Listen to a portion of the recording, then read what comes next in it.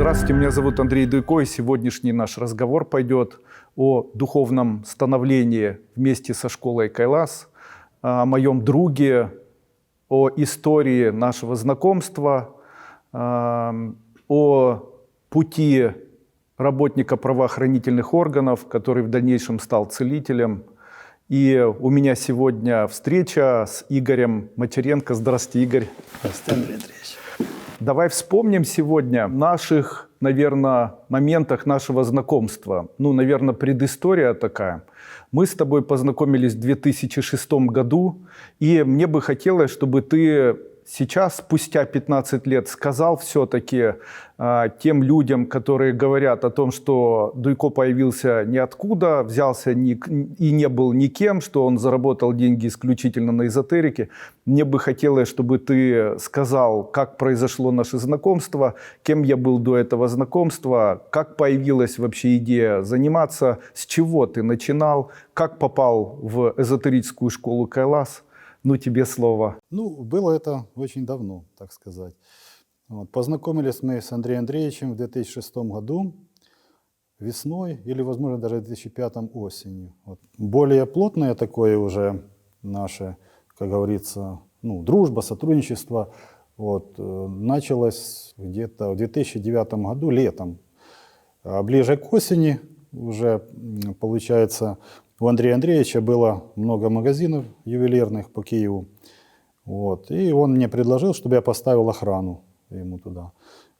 Меня старшим поставил он. Я, в свою очередь, работал в милиции, потом уволился, там в другой службе работал. Были подчиненные у меня там, как говорится. И я их начал ставить в магазины. И не было бы-то ничего, но когда, знаете, сидим мы с Андреем Андреевичем там в кабинете, о чем-то там разговариваем. Я всегда любил, там на Подоле кабинет был, так Андрей Андреевич всегда сидел, стол, я всегда диван так ставил, я садился, мы чай пили, 1000 вопросов у меня всегда было, там разговаривали, все. Звонит мне, бывало, мой подчиненный, там охранник, говорит: ой, приехала проверка, ужас. Тут, говорят, там продавец не оформлен, то не так, то не этак, в ювелирном магазине.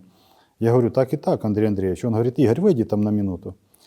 Я выйду, там бывало, Андрей Андреевич закроется в кабинете, потом открывает, говорит: заходи. Я обратно сажусь, обратно разговариваем, чувствую, палочка пахнет, там аромапалочка. Потом звонит охранник, говорит: все дружно собрались и уехали.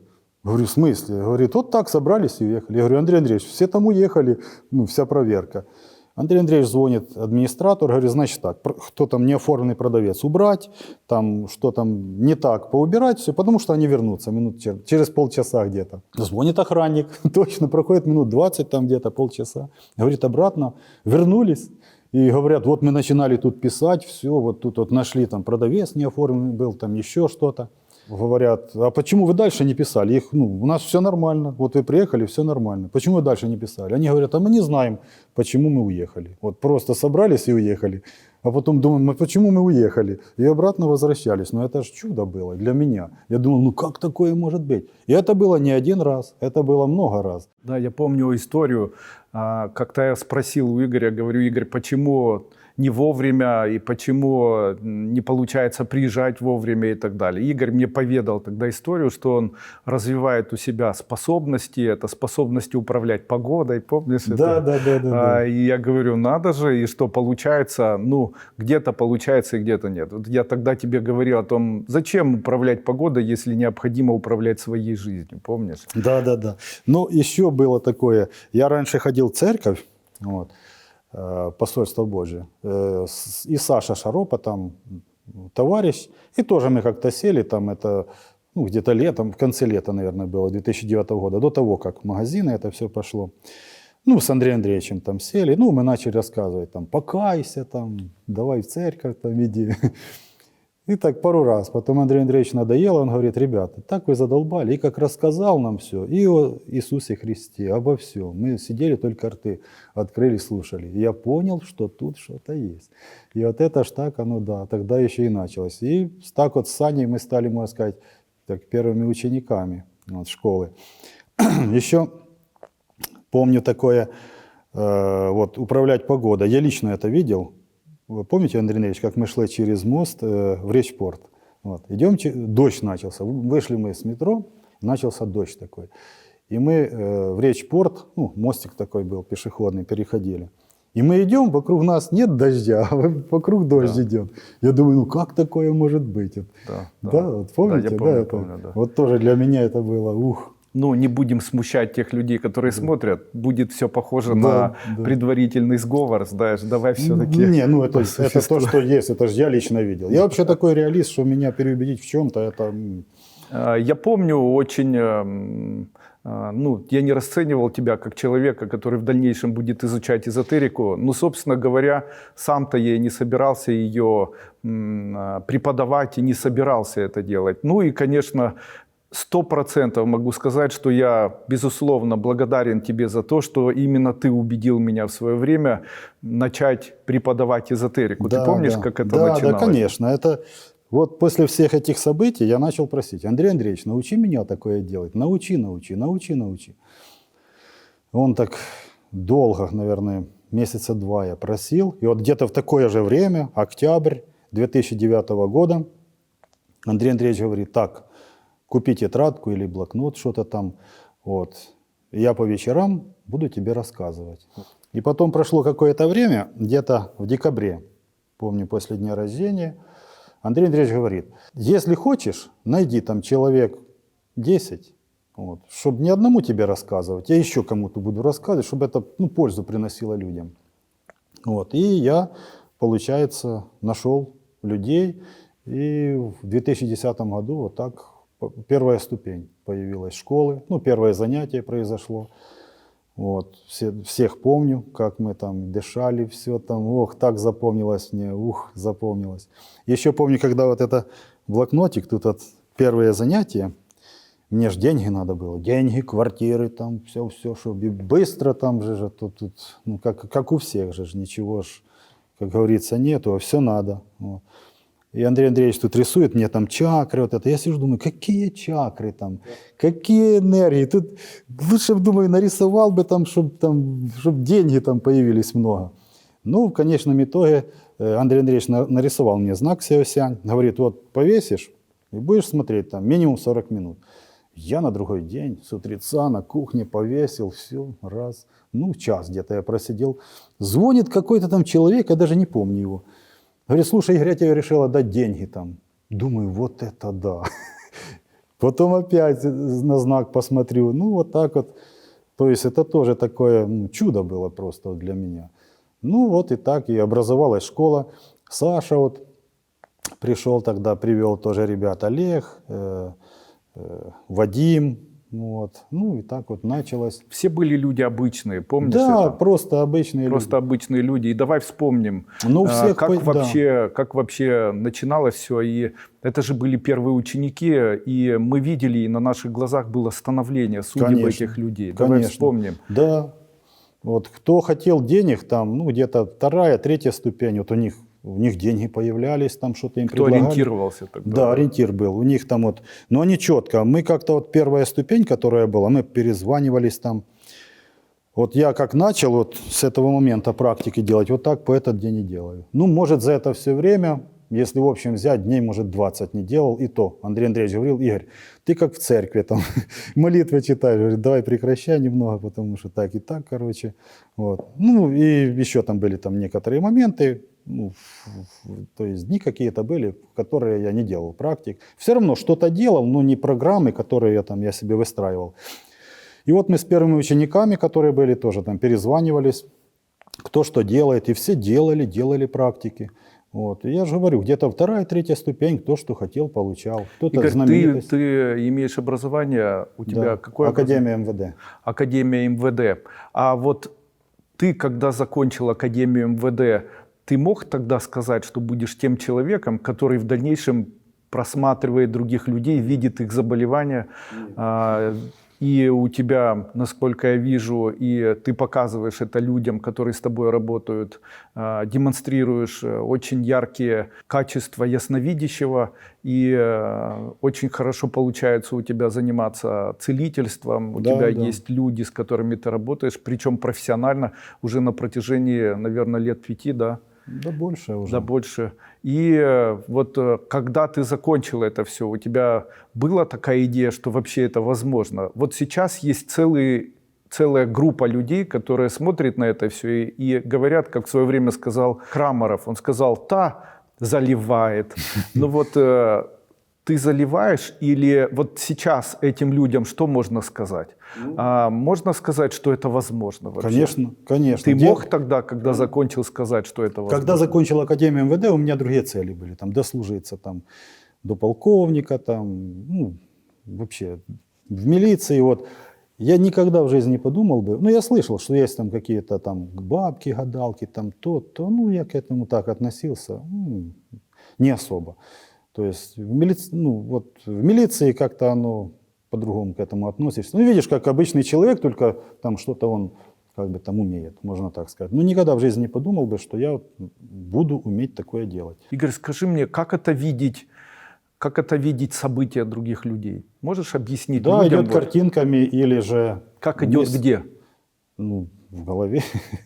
Да, ну просто я сам, так сказать, вот смотришь, вот можно там, санга я провожу, бывает там в квартирах рассказываю, где что у людей стоит, там по комнатам хожу, там рассказываю, они ой, говорят, как это там, ну и находятся в Америке, там еще где-то там такое. Или там, ну, какую-то вещь там зарядить, говорю, возьмите, такая-то у вас вещь есть, так пошито, то-то, то-то, там, вот я ее потом заряжаю там человеку. Ну, это то, что видеть. Также события, какие могут быть у человека, тоже вижу. Ну, не всегда надо и рассказывать их, потому что люди предпринимают какие-то действия. Там, ну, Они все равно да. происходят, да? Да. Ну, если что, предупреждаю. Вот когда-то в офисе у нас было, пришло мне вот как-то с памяти, на что-то Руставели, когда офис первый был, мы принимали вдвоем. Да, вот там женщина пришла и показывает фотографию там девушки. Я говорю, вот буквально в течение 2 недель она выбросится из окна с 5-го этажа, но будет жива. Вот в ее больницу родители пускай идут в церковь и молятся. Выживет. Они пришли, они где-то там, ну, эта женщина пришла, наверное, через 3 недели, может. Говорит, как вы и сказали, выбросилась, помолились, жива осталась, все, в реанимации уже перевели там ее. Спасибо большое там. Вот так оно. Как они появляются, вот такие паранормальные состояния? Это внезапно происходит или это развитие? Это развитие. Вот, Что можно посоветовать тем, я извиняюсь, что перебиваю, что ты можешь посоветовать тем, кто будет пытаться это сделать? И еще вопрос. Можно ли это развить какими-либо другими способами? Как ты думаешь, как по твоему мнению, ты же знаком с огромным количеством литературы, ведь поиск он у тебя начинался предварительно не с школы Кайлас. ну да. И были у тебя возможности развития, и в дальнейшем вот школа Кайлас, она помогла тебе это скорее склассифицировать или наоборот подтолкнула. Как это происходило? Можно ли человеку, не обращаясь к школе и не используя методы эзотерической школы, самому развить такие способности? Может ли человек быть таким же эффективным, как ты? Ну, такого, чтобы самому развить, не знаю. А вот обращаясь в школу Кайлас, к вам, можно научиться. Это лично я на себе говорю, то, что буквально прошло с первой ступени, самой первой, которую я прошел, наверное, там год, у меня там по чуть-чуть начало там, где-то я выхватывать начал, что-то увидеть, там мне интересно было. И я дальше делал, помните, да? Потом говорю, ой, то увидел, то, там вроде глаз такой, там, ну, оно само там, не то, что придумываешь, оно как-то раз, так аж, ух, так. А где-то в 2013 году уже помню, так, я уже мог на человека смотреть, видеть, где там, что у него больное, вот, и, ну, правда, я медицины не знал, милиционер. То есть я видел, что оно там вот так, и как-то вот так, не так должно быть, или там, там на пальце что-то там с суставами. Ну, говорю, вот там есть проблема, но я не понимаю, что это такое. Ну, Андрей Андреевич говорит, подучи анатомию, чтобы ты хоть понимал, что ты видишь. Вот. А это все открылось благодаря постоянным практикам из школы Кайлас. Для каждого мужчины важно 3 компонента. Первый компонент – это имущество, материальное благополучие. Второе – это семья. И третье – это будущее. То есть, что можно сейчас сказать? Можно ли рассмотреть вот путь духовного становления или духовного роста с этих 3 компонентов? То есть, кем ты был до школы Кайлас и что ты имеешь сейчас? Кем ты был до школы Кайлас и какие были у тебя отношения, какие есть сейчас? И третье – это как ты видишь свое будущее? Вообще, что, по твоему мнению, должно произойти и каким ты видишь ближайшее будущее для себя? То есть что произошло чего-то духовного, душевного, что однозначно может тебя отличить от нынешнего человека и того человека, которым ты был до момента поступления в школу? Какие качества были у тебя? Какие присущие качества? То есть можно сказать, что эти качества изменились, потому что это может быть полезным для тех людей, которые собираются прийти в эзотерику. Конечно. Ну, качества были какие? Как у большинства людей. Да, как у большинства людей склоненность. Ну как, что-то там, денег урвать, что-то купить, там, покушать, штаны красивые купить. Там, а такие качества, как зависть, ненависть, злобность? Конечно. Он такой, купил. Я помню, ты был задиристый всегда такой. Да, прямо кого-то там вывести на улицу за ухо. Ну ты да, что, я любил. Боксом спортом занимался? Да. Любил, да, такое дело. Но сейчас бы ты это сделал? Конечно, нет. Вот смотри, сейчас время прошло уже много лет, и твои задачи, которые ты себе ставил, покупка жилья, покупка автомобиля, да. Можно ли сказать, что в этом есть Все, магия? Да, конечно. Я помню, как я первую программу ставил в 2010 году. Первая, вторая ступень прошла. И вот я четко, Андрей Андреевич рассказал, как ставить программы. Я это все заучил, записал, выглядывал в окно, так и думал, вот там будет. И вот эту программу ставил. И что вы думаете, прошло где-то дней 35, программа сработала, я выглядываю, а там стоит моя машина. То, что хотел, получил. Вот программа сработала. Ну, потом другие там машины пошли. Потом, скажем, по недвижимости, ничего не было такого. Сейчас есть и квартира, и все есть. Так что, то есть, нормально в этом плане. Отношения. Все появилось. Да, отношения. С Оксаной мы тогда дружили. Вот Андрей Андреевич всегда говорил, вам нужно жениться. Вот женитесь, будет все нормально. Вот. Женились, и все отлично, так вот и живем. Уже сколько лет вместе. То есть... Видишь, Игорь, нужно было раньше. Я же тогда тебе говорил, вот мы же только познакомились, когда я тебе говорю, почему ты на ней не женишься? Мы еще выбираем. Я говорю, смотри, только женись, а сразу же у тебя материальное пойдет. Да. А ты все не верил. Да, женился вот. Женился и все получилось. Да, еще... Да. И говорил Андрей Андреевич, в Яготин надо поехать, там то. Ты как ученик, допустим, мой, и как человек, который рядом со мной находишься, можно ли сказать о каких-либо пророчествах, которые были сказаны мной в твой адрес, которые на 100% сбылись? Все абсолютно сбылись. Например? Все. Какие были? Когда-то Андрей Андреевич приезжал к нам еще первый раз, там где-то давно было, где-то 2010 год, наверное, был, да? Машинами приехали, в гостях был у нас там все. Вот рассказал там брату, сколько детей будет, все четко. Сказал, что забеременеет его жена. Да, она говорит, как? Она же вот опять родит. Он говорит, как? Да она же не беременна. Точно, все сбылось. Да. Про отца сказал тоже. Вот. Что уйдет из жизни. Да, что уйдет из жизни. То вот как говорил, так все есть. А ты сейчас так работаешь с людьми? У тебя получается? Да. Яблоня от яблони недалеко падает. Да. Рассказываю, они как бы не верят, а потом проходит время и звонят, говорят, да, как вы говорили, все так. Если бы сейчас был выбор, и если вернуться вот в то время, когда это все начиналось, может быть, нужно было бы все равно не влазить в эзотерику, наверное, можно было бы дальше продолжать ту жизнь, которой жил. Может быть, она бы изменилась, возможно, было бы и больше дохода, может быть, жизнь была бы счастливее. Как ты думаешь, вот сейчас, спустя годы, можно ли представить, что мы не повстречались, твоя жизнь осталась вот на том уровне, как бы это все развивалось? Как ты думаешь? Да нет. Было бы по-другому? Может быть, Наверное, это звезды, если звезды указывают на то, что будет все хорошо, так может быть, так и будет? Или нет, все-таки это связано с духовным ростом?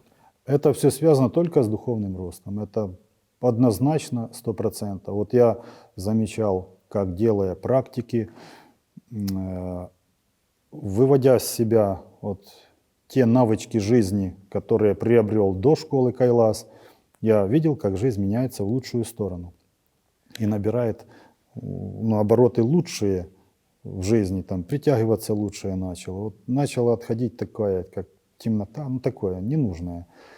Вот. И я даже, ну, если вернуть назад, то я только в эзотерике был бы, я бы никак по-другому. Говорят очень часто, что самое важное, что есть эта вера. Была ли она у тебя, вот когда ты занимался? И вообще, верил ли ты в то, что будешь успешный, что будешь целителем, ясновидящим? Или ты не обращал на это внимания, просто шел своим путем? Нужна она, вот Я необходима? верил, не, я знал, верил, что я буду. Вот. Если мне даже рассказывали, да что, это какая-то секта новая, я никого не слушал, я знал, что будет вот так, все. Это у меня, ну, я верил, знал, я чувствовал, что эзотерика – это сила, это главное, что есть. И Скажи честно, вы ведь живете с Оксаной, твоей женой, давно. У вас есть на этом фоне конфликты? Ведь ты много времени тратишь на это нет, все. вообще. Она всегда поддерживает меня в этом. Если я практики делаю, она знает, она чувствует тоже, когда я что-то делаю, там энергия, она тоже чувствует. Я понимаю, что тебе нельзя перечить, ты мужчина большой, но есть ли улучшение отношений и Есть. вообще тепла, вообще Конечно, изменилась есть, ваша конечно, судьба? есть. И вообще, ну, когда в школе начал учиться, то я ей сказал, говорю, смотри, сейчас я буду заниматься другими делами. Какое-то время денег вообще не будет. Мы с тобой, ну, не женаты, можешь уйти от меня, я ничего не скажу, просто я выбираю другой образ жизни, вот по-другому буду жить, все. Она говорит, ничего страшного, вы переживем. Давай попробуем вспомнить ту историю. Возможно, она в преддверии нового витка модной болезни будет интересна людям. О том, как не попадаться на рекламу масс-медиа, на истерию, которая вокруг происходит, и которая говорит о том, что необходимо срочно принимать какие-то решения. Давай расскажем о баночке меда и отравлении таблетками противовирусными. Как это было? Да, было такое. В 2009 году, где-то ноябрь месяц был, тогда свиной грипп был, может, помнят все. Вот, и там надо было лимоны кушать, чеснок, противовирусные таблетки, там такие дорогие, их не достать было там. И мама где-то достала, передала в Киев мне там. Вот, я еще Андрею Андреевичу говорю, вот, таблетка, выпить надо. Андрей говорит, да, давай я выпью. Ну, наверное, я не пил же. Да, и я вот это таблетки эти, чеснок, лимон, заставлял Оксану с Ярославом, вот это они, раз, их на кухню позовут, значит так, а ну, встали, раз, они стали там по таблетке, там, чеснок, лимон, они говорят, да, скушаем. Вот, я себе пошел, потом смотрю, валяется, выбросили, они уехали были вдвоем там. Вот. Я потом звоню, там, говорю, ну что же вы вот это не кушаете, заболеть хотите? Ну, и так я кушал, а потом чувствую, плохо стало, вообще плохо. Даже не смог, позвонил Андрею Андреевичу, говорю, в офис не приеду, так плохо вообще, все. И вы представляете, лег и понимаю, что умереть могу, умираю реально. Вот понятие такое вот прямо, ну, я даже встать не мог ночью. Ярослав с Оксаной уехали, а я сам остался дома в квартире в Киеве. Я так скатился, помню, на пол, ну, так на колени стал и так говорю, Господи, дай мне еще пожить немного. Вот, ну, и вроде так немного сил добавилось. Ну и лег вроде и уснул так. Тут где-то часов 9 утра, телефон звонит, я смотрю, Андрей Андреевич звонит, говорю, да. Он говорит, ну что, как ты? Да, говорю, лежу. Говорит, открывай дверь, я под дверями у тебя стою. Вот. Ну, я открыл дверь, Андрей Андреевич зашел, ну что, говорит. Говорю, ну, что есть, то есть. Говорю, вот еле хожу. Вот. Он говорит, вот баночка меда, скушаешь, и все хорошо будет. Я думаю, при чем мед? Ну, походили еще, Андрей Андреевич пошел там на кухню, чаек сделал, да, что-то там. Да. Я же тут в комнате лежал. Да, я Он помню. пошел, да, что-то там поделал кушать, что-то бутерброд, что-то там мы покушали. Вот. Ну, говорит, все, съешь и все. И ушел. Вот. Я взял эту баночку меда. Звоню, говорю, так а сразу скушать? Ну, постарайся там как-то там, чтобы вот это все съесть. Ну, я скушал все. Скушал. Говорю, я скушал. Он говорит, ложись, отдыхай. Я лег, уснул, просыпаюсь, полон сил. Гантели сразу схватил. Ух, класс, думаю, сила вернулась. Звоню, говорю, все нормально. И вот так остался, да, жив. Не нужно поддаваться вот такой истерии, не нужно никогда заниматься фанатизмом. Я помню, эта истерия была такой активной в Украине, почему-то она необходима была власти, но сейчас не об этом. Давай расскажем историю о том, как мы, несмотря ни на что, несмотря ни на какие запреты, на территории Украины открыли магазины на каждой станции метро. А, тоже было дело, да. 2009-2010 год. Андрей Андреевич говорит, надо на всех станциях метро в Киеве поставить ювелирные украшения. Отделы, Да, отделы, да. ювелирные отделы продавать. Я говорю, а как? Вот витрины будут стоять, и там будет все лежать и продаваться. Я поехал там договариваться, говорят, да это бред какой-то, ну такого не бывает. Ну как это в метро и витрины? Ну такого просто не бывает. Что за человек такой? Он, наверное, безумный. Я говорю, да ну, он сказал, давайте делать. Ну, сделали, поставили. И что я вам скажу, за сколько? Дней за 10, наверное, да, или меньше? Да. Ну, это перед Новым годом да. был очень большой Миллион. быток. Да не, меньше, дней за 3 там, Ну, по-моему. да. Миллион, я лично знаю, заработают. И те, кто говорили, говорят, как такое может быть? Ну это же вообще, ну, это И я все нам лично говорили, видел. нельзя, Нельзя, этого да. нельзя делать, никто вам не разрешит, начальник метрополитена Да, говорил, не разрешит, никто не разрешит. начальник вы отдела что там? аренды не разрешит, все не разрешат. Я говорю, а кто не разрешает? Там Ну, кто-то такой. Да, метропроект. да. Поехали и со всеми разговаривали. Можно, да, я расскажу. Андрей говорит, сейчас поедем вот к самому страшному человеку, какой-то там самый страшный человек по надзору за этим всем был. Вот. Ну, мы приехали. Я думаю, ну что ж мы, ну, просто так, вдвоем, без звонков, ничего. Для меня это тоже было, ну, какой-то нонсенс. Тут раз, говорит, заходите. Ну, мы зашли ж такие, я там немного дальше сел. Андрей Андреевич сел прямо перед ним, говорит, здравствуйте, здравствуйте. Какие у вас вопросы? Я, говорит, хочу поставить в метро 100 точек торговых. Да, Он такой, как? Этих нельзя. Он говорит, нет, вы меня не поняли. Мне надо поставить 100 точек. Он такой посидел. Ну, еще там Андрей Андреевич поговорил с ним, там, поубеждал его. Тот говорит, хорошо. профессиональный Да, гипноз. да, хорошо, хорошо, говорит. Мы сделаем специальный проект именно под вас, под все точки, и все, заберете где только возможно. Я был в шоке, честно говоря. Выхожу, говорю, Андрей, это что, ну правда? Я потом кому не говорил, говорю, как, говорят, да это ж человек, взяток не берет. Ну вообще вот такой, знаете, коммунист вот просто, вот, ну такой вот человек. Ну как? И он говорит, да, сделаем проект, пожалуйста. Я с ним еще дружил Да, несколько да, лет. да. Да. С днем рождения поздравляю. Да, да. Ни одной копейки никто не взял, все разрешили официально и все бесплатно. Я когда потом говорил, что мы все сделали бесплатно, то никто не верил Да, этому. а я знал. Я же знал, кому не говорил, говорят, да, это бред какой-то. Да, Не все ври. везде всем взятки заплатили. Не ври, говорит, никто там- не платил, все было легально, честно, везде заключили со всеми договора. Это всегда возбуждало. Когда говорили, нет, нельзя, этого не получится, то всегда получалось, Да, и мы да, все да. делали. Ну, я помню, думаю, что же Да. Андрей Андреевич будет говорить? Говорит, слушайте, мне надо открыть 100 точек. Да, Он такой, какие 100? Где? У нас станций сколько нет? Ну, давайте... На разных местах. Да, давайте Просто рассмотрим. Может, 2, один выход, второй Да, там.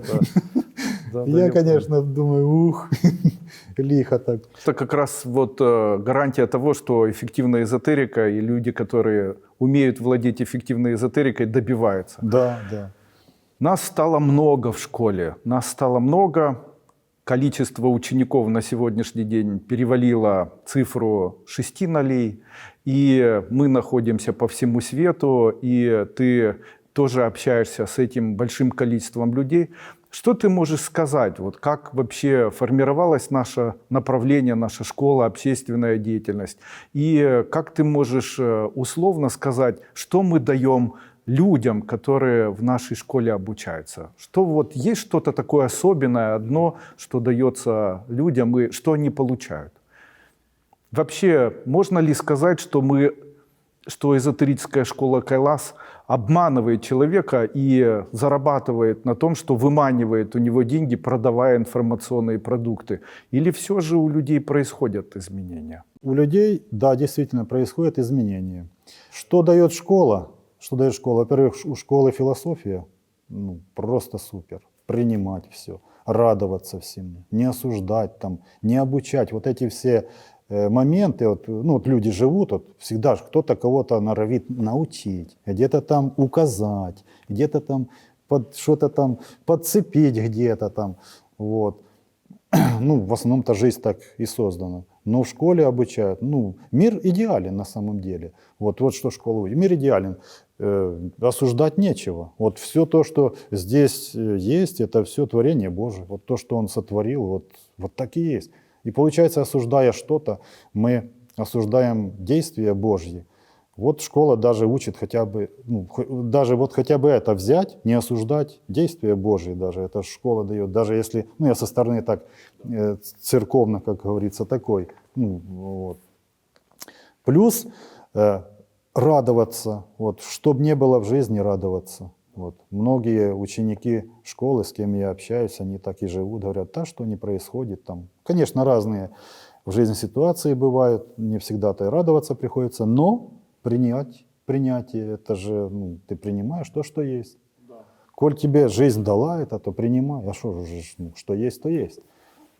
Вот. То я скажу, что ну, все практически, с кем я общаюсь, все довольны школой, довольны теми учениями, которые школа дает, те направления, которые школа у учеников раскрывает.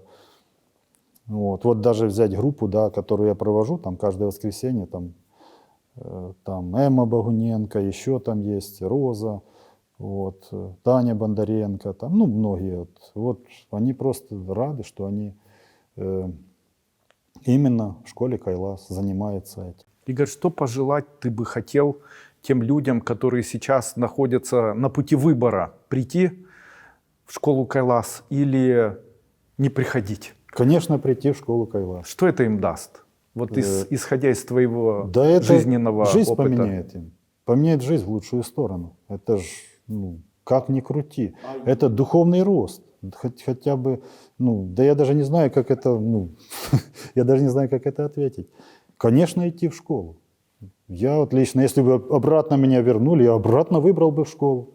Потому что я перепробовал все, что можно. Я реально реалист. Я и в церквях бывал, что я только там не пробовал. Ну ничего, да, оно где-то что там есть, но не то. Вот. А тут четко, вот то, что ты хочешь, да, там это. Вот шум такой, там код такой, Андрей Андреевич, там мантра такая, вот ты делаешь, получаешь. Или дыхание, или еще что-то. Ну, четко есть. Марафоны проводятся там строго по здоровью, строго на развитие ясновидения, строго на целительство, на то. Ну, любой выбор выбирай и меняй жизнь в лучшую сторону.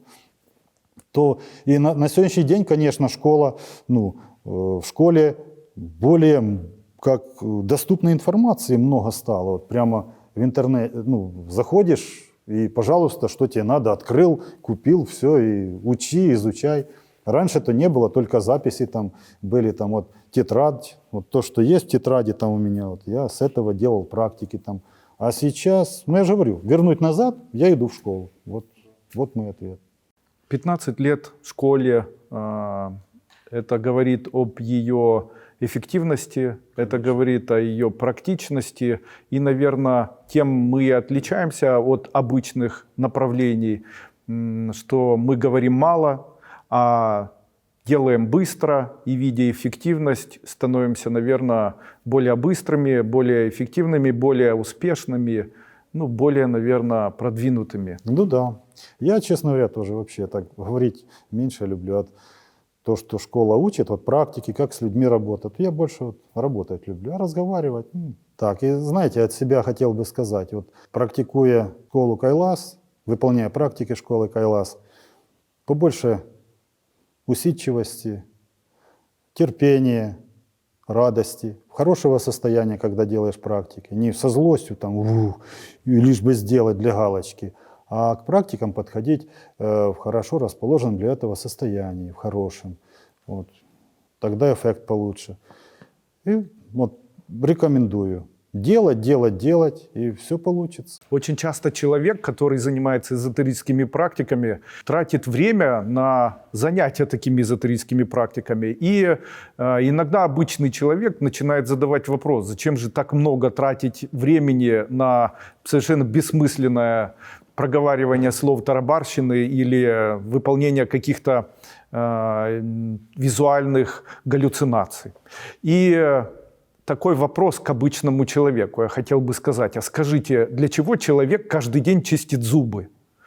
Человек каждый день чистит зубы, потому что это уход за зубами или за полостью рта. Также и человек, который постоянно занимается духовными практиками, он занимается очищением своей души, он настраивается на флюиды доброты, на флюиды веры, в то, что завтра и сегодня, и скоро будет хорошо. И вот такой самонастрой помогает человеку, наверное, выживать.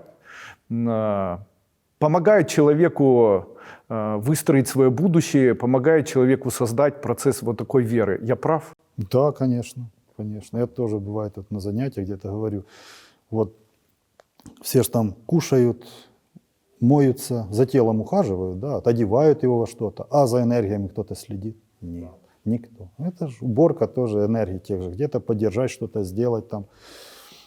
Оно ж как, что думаешь, что и притянешь. Большое спасибо, Игорь, за то, что участвовали в сегодняшнем разговоре. Очень вам приятно. спасибо. Очень хорошая история получилась у нас о духовном росте человека, о том, как эффективность эзотерические практики школы помогли вырваться из непонимания своей жизни, о том, как магия повлияла на жизнь человека, который должен был стать работником правоохранительных органов и который стал в итоге знаменитым целителем и который сегодня показывает успехи в области ясновидения, целительства и помогает людям. Большое спасибо за участие, очень приятно. Всем советую срочно пройти обучение эзотерической школы Кайлас у Андрея Дуйко. До свидания.